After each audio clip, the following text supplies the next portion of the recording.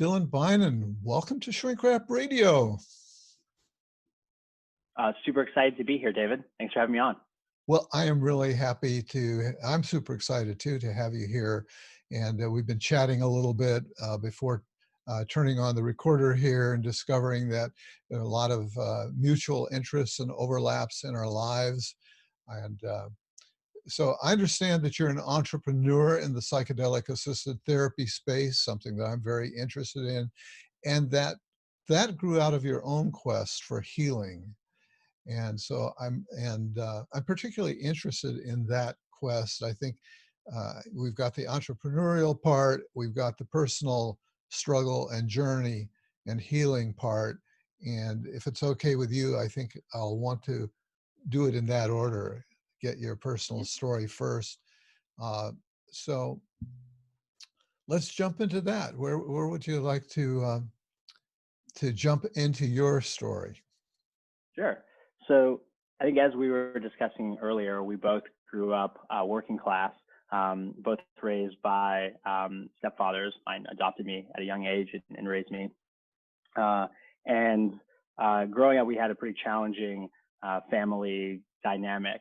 My mother is extremely mentally ill, and also have a lot of other family members who, have suffered from mood disorders and pretty acute psychiatric disorders. And so, yeah, growing up, my mother had a lot of trouble with addiction, schizophrenia, and we ultimately couldn't even save her despite years of trying. And she has struggled with homelessness, over the past 10 or 15 years. Well, what was the impact of that on you? Um,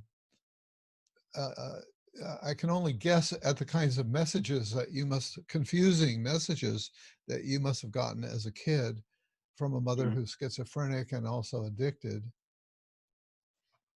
Yeah, I think in me, it took me a long time to realize this. I thought I came away totally unscathed. I was very type A. I threw myself into school, sports. I graduated doctorate of my high school, and thought that I was this anomaly who was really well adjusted despite living in a very turbulent home. And I'm really fortunate too that I had a really loving father who I'm really close with, who sort of did his best to sort of try to create what he felt was a normal family environment. It was still quite turbulent. Uh, it was only years later when I really started doing personal work and started reading about positive psychology, going internal, and to be honest, when I started having my first psychedelic medicine experiences, that I started to learn that I thought I was really well adjusted, but I'd really built up a hard exterior shell, Yeah. and you know um, that I think manifested as being very tribalistic and essentially being a pessimist who didn't relate well to others in the world and could be a little bit of an a-hole, and was just pretty unhappy. Yeah, um yeah. and yeah. You're one of the things that I've picked up on preparing for this is that you're very bright. Where did that come from? I mean, did that come from? Do you know what your hereditary brains are? Anything about that? I'm half Ashkenazi Jew on my mother's side, and on my father's side, according to 23andMe, like I said, I'm adopted on that side. I'm part British and German.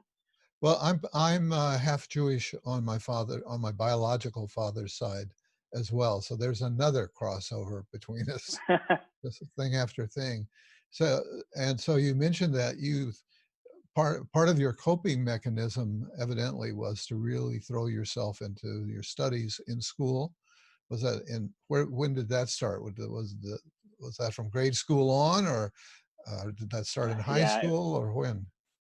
yeah. I mean, I got a lot of positive, I think, encouragement from my father and other family members in school. But I mean, I was an animal. I would only sleep 5 hours a night. Was very, very type A. I didn't get a B on a report card until college.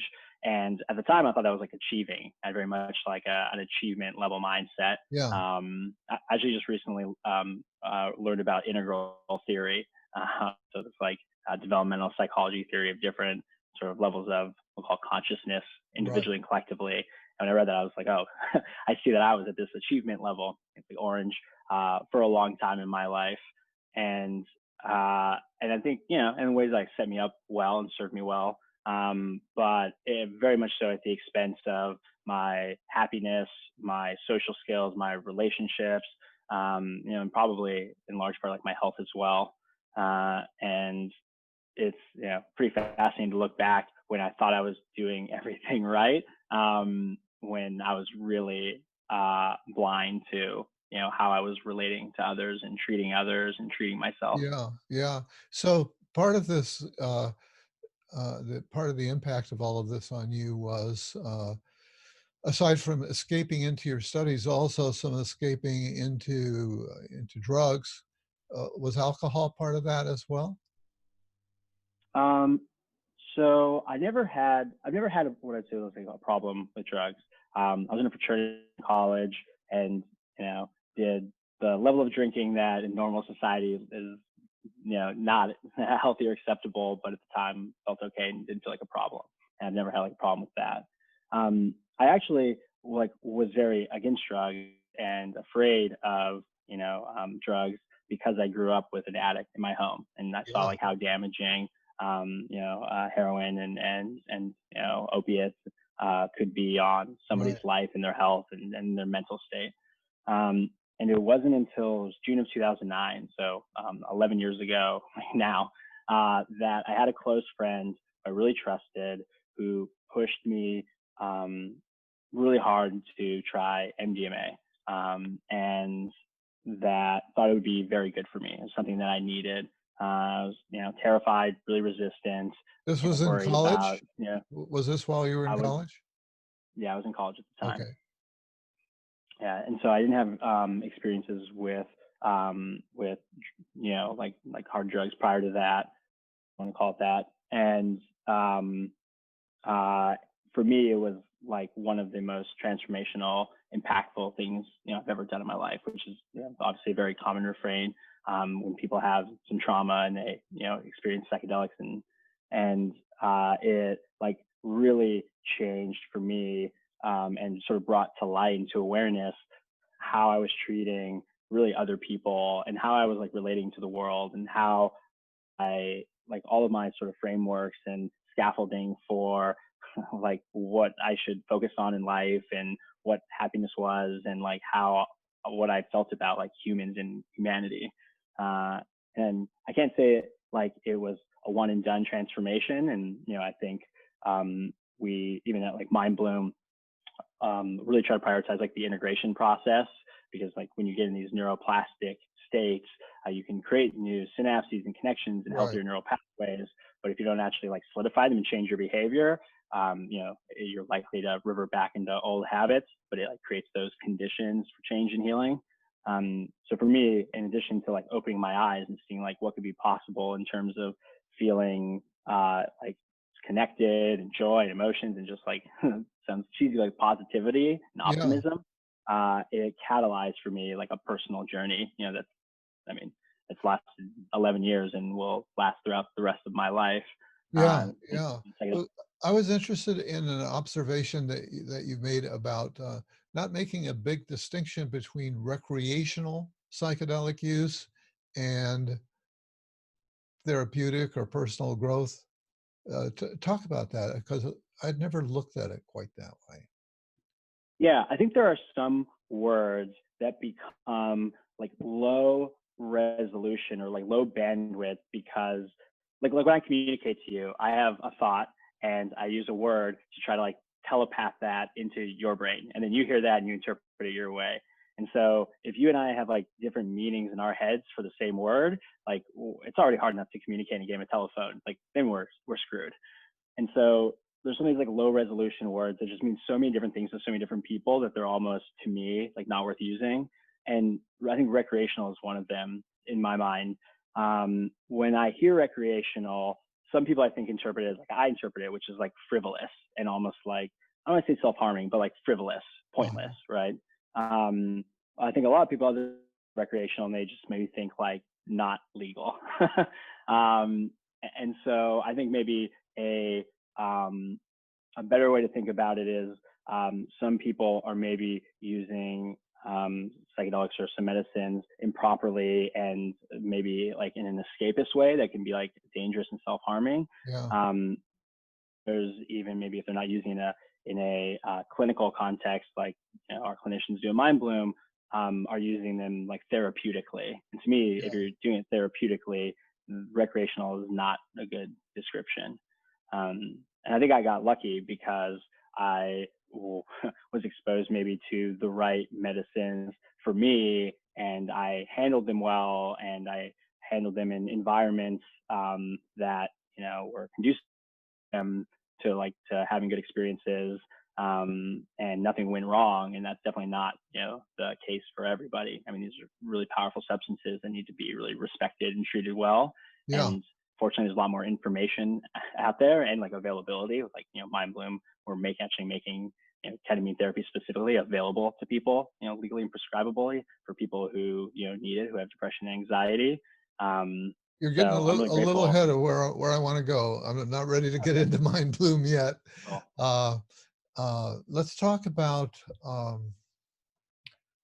you ended up going to Wharton at the University of Pennsylvania, the Wharton School of Business. Were the Trumps there when you were there? you know, I think Ivanka had just pretty recently. wow. And I was at Penn. I knew some people who were in Wharton. I had heavy judgments against them as being just totally money driven, which was not who I wanted to be, not how I saw myself. And but you learned some important things in Wharton because now when you went there, I mean, you were wanting to be an entrepreneur, right? Was that part of why you were there? So I think we talked about this a little before. I'm not a fan of business school for undergraduates as a concept. I don't think when someone's 18 years old, teaching them accounting or marketing when they have no context of what a business is or have worked in it. And I don't know. That was at least me growing up working class, but I assume most people like haven't worked in a corporation or a business like setting by the time they're going to college. It just seems like a total waste to me. So the reason I went to Warren was when I was 17 or 18 with an achievement mindset, straight A student, thinking like, what's the next step? It's obviously to make as much money as possible. So I think I looked at like salary books. It was like, okay, I can either become an orthopedic surgeon or an investment banker. I visited a bunch of colleges. I visited Penn during Spring Fling, which is, you probably remember, is like the beautiful spring weekend where people come from all over. It was sunny, the sun was shining.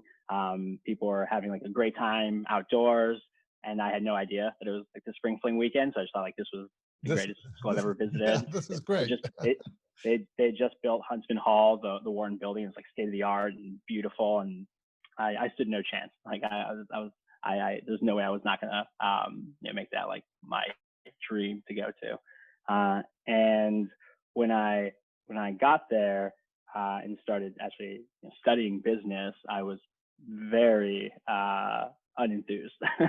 And I probably spent half of my time skipping my classes once I decided I did not want to be an investment banker.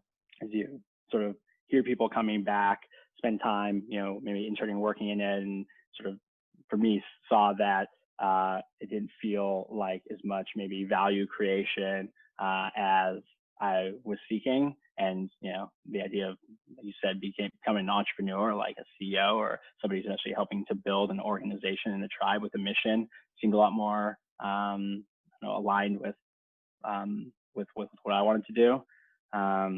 So yeah, I ended up spending most of my time at home reading actually books on like evolutionary psychology, evolutionary biology, positive psychology. And so I would say most of my schooling was actually like autodidactic reading on my own. Yeah, And yeah, then, and clearly you were having uh, a spiritual impulse, an altruistic impulse, wanting to both wanting to make money, but evidently wanting to turn it to good purposes is the feeling I'm getting. And so you end up founding three different software companies. Tell us about that, and evidently making a lot of money in the process. Talk about that phase, if you will. Yeah, I mean, when I was in college, I was definitely still lost. I had no idea what I wanted to do.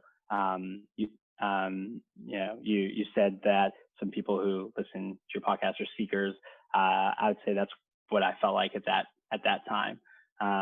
I After graduation, I moved to Los Angeles. I'm from Southern California originally. Now live in New York City. I'm recording this from Austin. So, and I worked in entertainment for a year. That felt really misaligned with my interests and values, but it was the biggest industry in LA where I thought I was going to live. Came out to New York and was really fortunate that a close friend and fraternity brother of mine, after spending some time talking to me, was like, "Oh, you should work in technology startups," which I had no idea what those were when I was 23. It was a different time.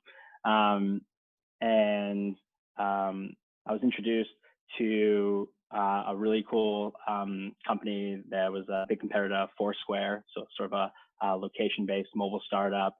Cut my teeth in product and marketing, working with them. So really close to the founders of those companies. One or two of them were at my wedding and are investors in my last couple. And from there, I decided that I wanted to start something that felt really impactful for me. The first company I started was called Voter's Friend. So we were aiming to help you become an informed voter in 10 minutes. And the way we were really trying to do that was to help people connect, especially with like local politicians who don't really have a platform and voice to connect with engaged voters. The problem was born out of my co-founder and my frustration of we sort of went two different paths. He was very into politics. I was very just first voting experience. I pulled together as much research as I possibly could. Was really excited to actively engage in the political process and go in very informed. And when I got into the ballot, I had the same experience that a lot of people have, which is they don't recognize 80% of their names. And I had done everything I could to like really try to understand what was going on in the election. And when you start digging, you start realizing that something like 30% of elected officials who get like indicted as criminals like get reelected the next year because people are just so sort of ignorant to like what's going on at anything lower than like the national level. So yeah, we built this really innovative platform where you could enter like your zip code and for the first time ever see your complete ballot, connect with the candidates, get election reminders, ask them questions. It was sort of like a full service voting and elections tool. That was acquired by a company called democracy.com, which has been trying to build sort of like the LinkedIn for politics for the last decade. So that was a really awesome experience. Definitely my first time working on something that felt like a deep problem that I personally had experienced and that I also thought would create like a change that I want to see in the world. Yeah. Yeah. Yeah, very impressive. And this democracy.com acquired this company that you created and built, founded, et cetera. And I gather paid you a lot of money for it? I mean, it wasn't like the huge win that we were hoping for when we started it. Anytime you, I think, start a funded technology company, you're hoping that it becomes a billion or multi-billion-dollar company that fundamentally helps level up our society in some way, whether that's building some like technology scaffolding people can build on, or build an enduring brand that's like a household brand, or build something that totally changes sort of the value chain and structure by which people are getting value from technology or whatever you're trying to solve. And so for us, we definitely had a lot of challenges at that company over both monetizing as well as just sort of like the harshness of election cycles. Yeah. We at one point had like, I think it was like 70% of all the candidates in the locations that we were live signed up on the platform, but then after the election, they're all gone. You got to do it again. So it felt like a big success because we were able to get our technology in the hands of another company that was continuing to build on it. My co-founder continued to work with him for years while I left to start another company. Yeah. Um, so So what's company number two that you go on to? yeah, so the second company I co-founded is called Mighty. It's still around today. We started Wait, Mighty I to didn't help catch the name. What? Mighty, Mighty. like Mighty. Yeah, Okay, good. Okay, Mighty. yeah, it's a great name. And yeah, Mighty was also really personally meaningful to me. So 73% of Americans live paycheck to paycheck, which is Yeah. pretty crazy when you think about it, right? Like I think it's like 80% of people can't come up with $500 in this a state of emergency, like to save themselves. And every year, millions of people get injured in car accidents, construction accidents, automobile accidents, and they're going to be in like these protracted multi-year lawsuits with like big insurance companies like Geico, State Farm, and Allstate. And so what we were setting out to do was to help people get a better deal from the justice system, first by creating a sort of marketplace that would help get people who had these cases like additional sources of financing so that they can wait out or make better decisions about their case, and helping to allow like individuals to come in and support those people, versus like big finance companies. And then as we were building over a number of years, we saw a need to support the attorneys, the doctors, and like the other financial companies in the space who are supporting all these people with all the tools and software that we had built. Wow. So Mighty today is like one of the biggest providers of software to lawyers, doctors, like litigation finance companies, and also helps like finance all of those companies. So the justice system is a really big beast to take on. It's really Yeah. old and it's really slow moving, but I'm really proud of what Mighty has done when I was building it with them, and what they're continuing to do to, like I said, like help people get a better deal from the justice system. I mean, when you really dig in, and obviously there's a lot of conversations right now around reform in the justice system. There's a need for reform. It's bad. Are you still with Mighty, or did that get sold as well? I co-founded Mighty, was there for 5 years, left a couple of years ago to start MindBloom, the mental health and well-being company. So I'm not currently working Yeah. there. So is MindBloom the third company then, or was there a Yeah, third stock? MindBloom's number 3. Oh, the third Oh, and current. there was actually was another company for like 2 months. I was working with somebody between, I think it was right before my first company. We were trying to 3D print wind turbines. So we built a 3D printer that could print 2 things: other 3D printers and wind turbines. And so a lot of wind turbines have what are called rare earth metals in them. So there's Okay. these really powerful metals. They're mostly just located in China. They're like magnets. And so we were creating like really cheap wind turbines that we could both sell and help support, mostly like third world countries or hobbyists who wanted to use renewable energy. And so we did that for like a couple months, and my co-founder moved to India to continue trying to support that there. That didn't work out. So that was a quick stint on another, I guess we'd call I love your socially vision, conscious though. adventure. Yeah, you're really wanting to interface with the big problems in the world, and Well, that's very how impressive.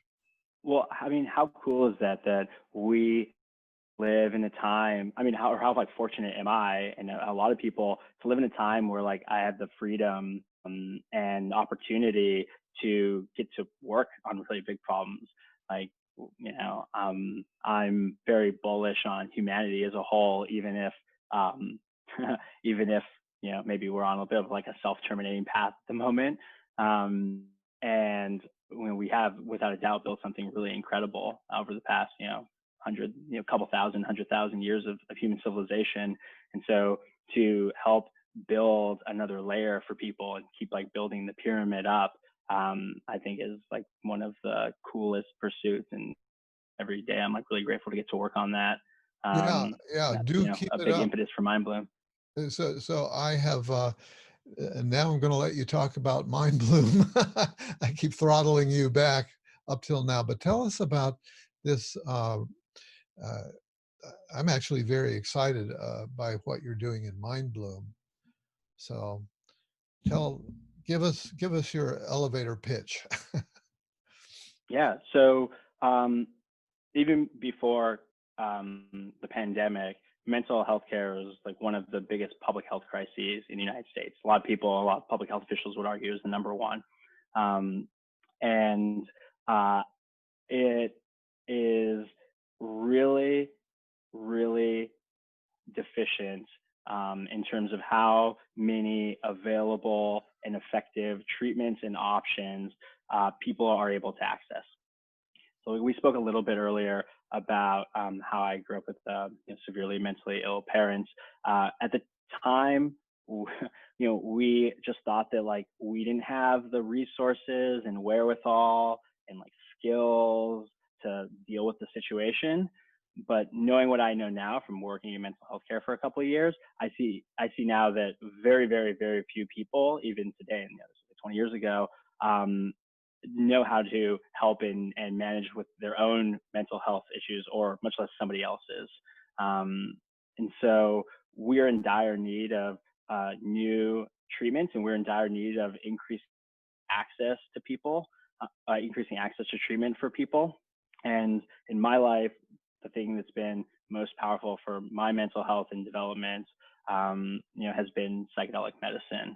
And we're continuing to see, incredible research, that started, back in the 60s, but, is really coming to fruition now, that is demonstrating how incredibly powerful and safe and effective psychedelic medicines like MDMA-assisted therapy, psilocybin-assisted therapy, and ketamine-assisted therapy, which is available today, are for people.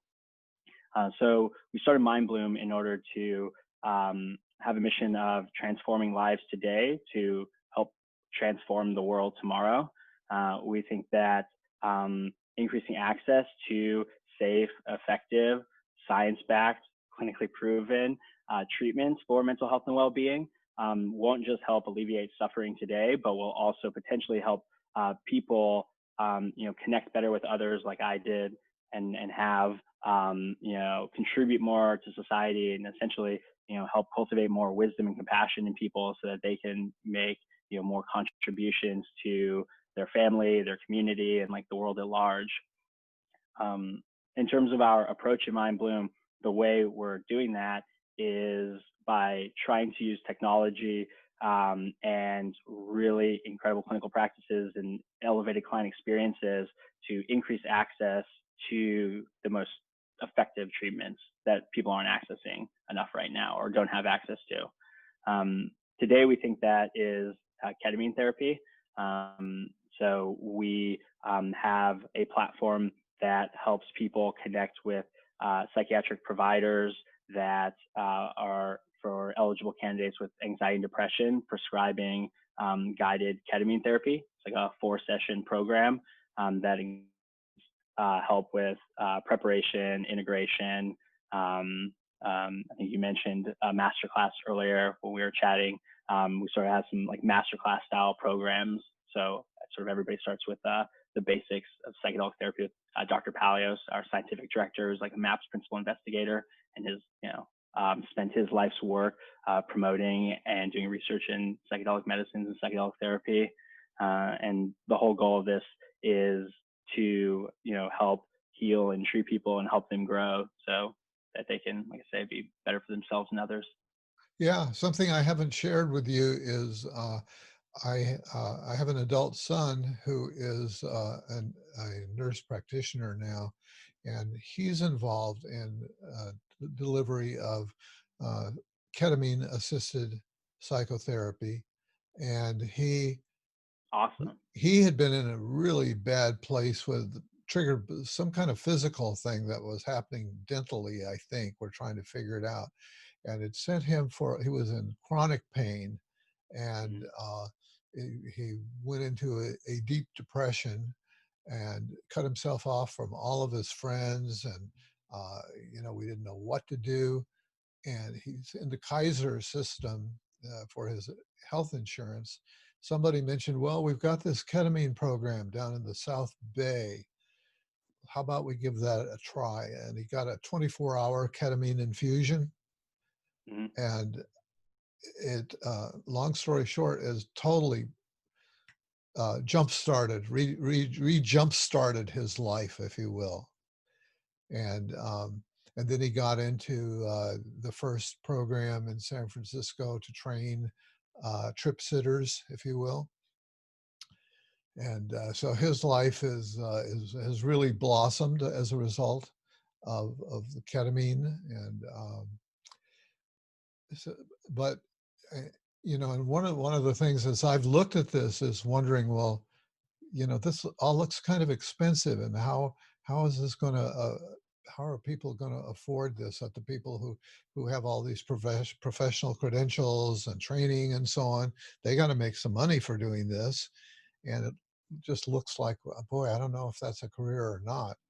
So one of the things that strikes me about what you're doing is you are committed to making it uh, professional, accountable, science-based, and also affordable, and also giving people some options. Like, and I have said that I was part of the second wave back in the Mm-hmm. mid '60s, which is when I was introduced to psychedelics, and did probably more of that than I needed to do. But it definitely made an important impact on shape my life.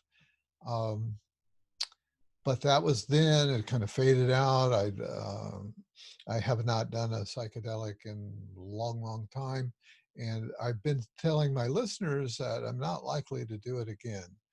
Um, Mm. However, your service is causing me to rethink that. I might actually do it. And one of the things I like is, as an option, people can choose the level they want to come into it. In other words, you don't require that a person have motivation, let's say, for therapy. If they just want to come in and have an experience and do it on their own, that's an option, right? Mm. Yeah, I mean, the clinicians only prescribe for indications of right now depression and anxiety. We're really excited to like expand that into other, promising indications for this sort of treatment, like substance use disorder and OCD and PTSD. So it's definitely not elective yet, although, I think without a doubt, you and I both believe that one day in the future it will and should be elective, for sort of the right sort of person. But that's not where we're at today, sort of in the legal, medical, regulatory environment. Okay, Um, so I've um, maybe misrepresented it a little bit.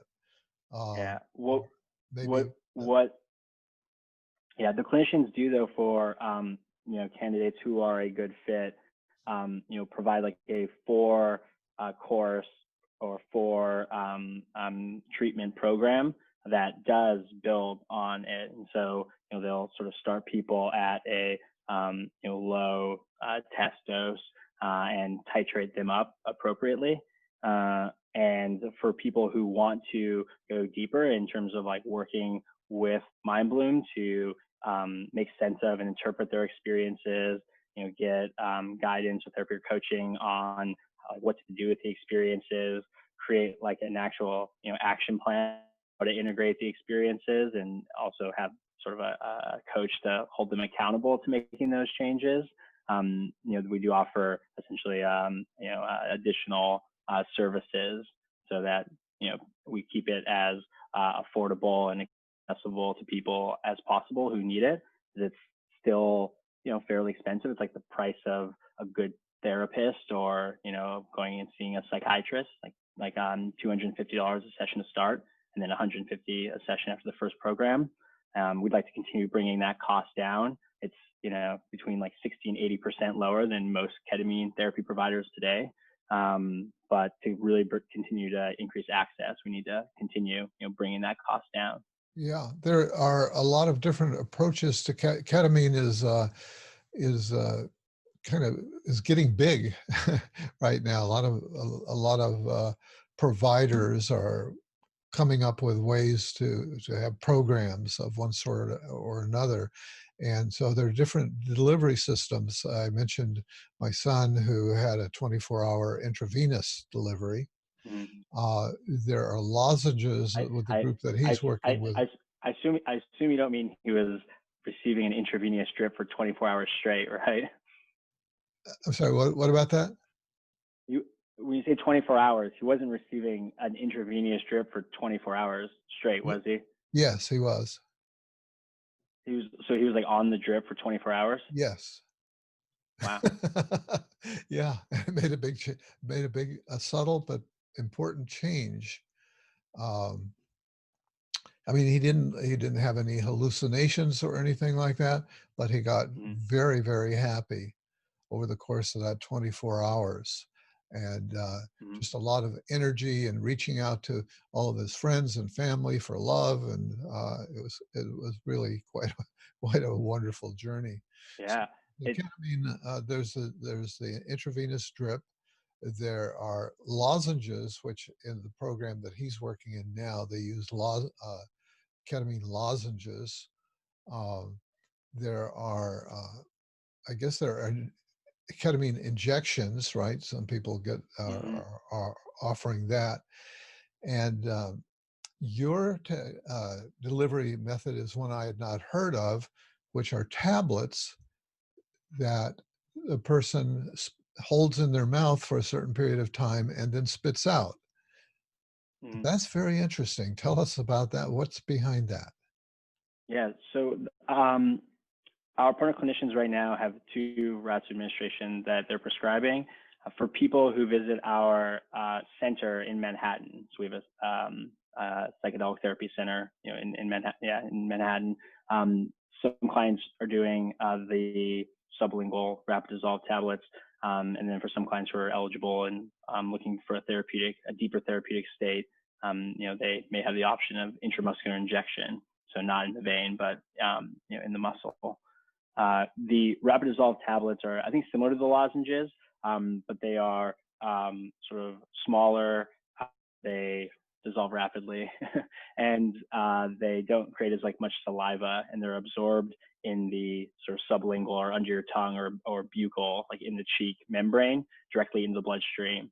And the clinicians have people spit it out after somewhere between 7 to 15 minutes, and that's so that ingested, because when ingested, it has a different sort of onset duration curve, as well as is broken down into a different compound called norketamine, which can be a little more sedative.